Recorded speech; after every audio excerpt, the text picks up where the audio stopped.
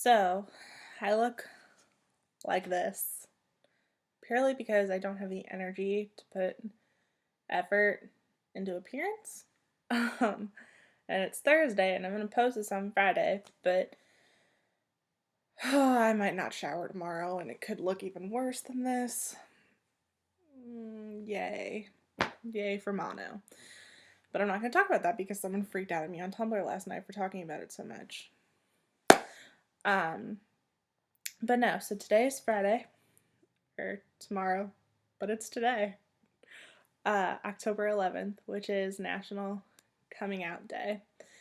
And I've never talked about it because I don't make videos, but I've never shared my coming out story with the world. I know I have some friends who know it, and ooh, that needs lotion. Sorry, I have super bad ADD, and my tattoo is like peeling. Ew, gross. Sorry, I've been sick and sleeping so much that like paying attention to that has not been on the top of my mind. But so moving on. I first came to the realization that I liked girls probably when I was about 14. And that's like super early now that I think about it. I've known for a really long time. I just was in extreme like I'm not gonna talk about it because I went to an all girls private Catholic school and that was just like a big no no. And I actually told someone, I think my freshman year of high school, that I thought that I might like girls, and they were fine with it, and that was fine. But they were like, you're 14 years old, you probably just haven't had a boyfriend yet or something like that. And I was like, okay, fine. So then a year later, my sophomore year, I was at a sleepover with two of my really good friends. At the time, we don't really talk anymore purely because of what happened this night. And we were all there, three of us were sleeping in one bed, which is super strange now that I think about it. But I woke up in the middle of the night and heard the two of them making out, and like it super freaked me out. And logically it shouldn't have freaked me out, but I think just because of the fact that I was next to them in the bed, it freaked me out. And I told one of my other really good friends at the time, and she ended up telling the whole class, and it was like this huge thing. And then they hated me, and then they were like, well, Jennifer's gay too. And I was like, no, I'm not. And just like let it go with that. And so that happened. And then my senior year of high school was the next time I really addressed it. And I did a lot of thinking about it as the year went on. And there was this one guy, and he's still one of my really good friends. And I always used to tell everyone that I was in love with him. And I won't lie, I'm sure there was a part of me that liked him when I was 14, which was the first time I met him. And I used to just always be like, oh, I'm so in love with Jeff. I'm so in love with Jeff. Jeff is my love of my life. I want to marry Jeff, like all this shit. And I was like, I finally was thinking about it one day and I was like, I don't like Jeff. I mean, I love him to death, but not like that. And the more I would think about that, the more I was like, well, crap. Like, I definitely have feelings for one of my friends. And I was like, well, shit. And so in like March of my senior year was when I finally told my best friend at the time, and she was super cool. She was super supportive. And by the end of my senior year, I told pretty much all of my friends and my parents. But, my parents thought it was a phase, and were like, don't tell people at school. Like, we are involved at the school. Like, it'll be a big thing. And I was like, well, too late. And they were like, you need to take it back. And I was like, what? And they were like, you need to take it back and don't talk about it ever again. And I was like, okay. So I took it back. And that just led to a whole spiral of issues in and of itself that I won't even remotely get into details with. So I went to college, back in the closet, but still knowing. And finally, like, midway through my freshman year of college, so like second semester, I was like, what am I doing? Like, just why am I doing this again? Like, why am I trying to pretend that I'm someone I'm not?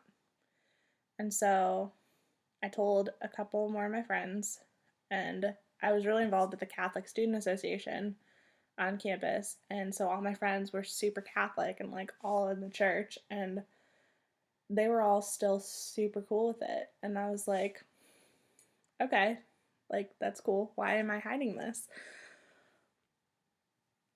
But I still just I never acted on it. It wasn't something that I actively talked about or was like okay with. It was just something that I knew, and I was like, I'm not going to be able to do this until I leave Missouri, which is where I live.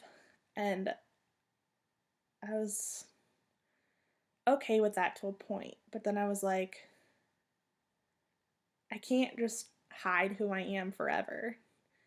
And so this past summer, probably around August, I finally, well, okay, I was really afraid of telling people that I worked with at my job because I was like, they don't really know me. Like, it's not something that you are just like, hi, I'm Jennifer, by the way, I'm gay. Like, who does that?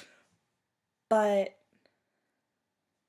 I told a couple of people that I was like slowly becoming friends with, and they were super cool with it. And like, after they were really cool with it, I just stopped caring.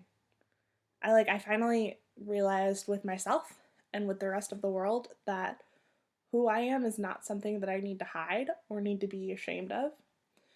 And it's not something that is a bad thing. Who you love is love. That's one of like, I see things all the time. People are always like, oh, you can't love a man if you're a man, you can't love a woman. And I'm like, no, you can love whoever the hell you want. Like, love is love.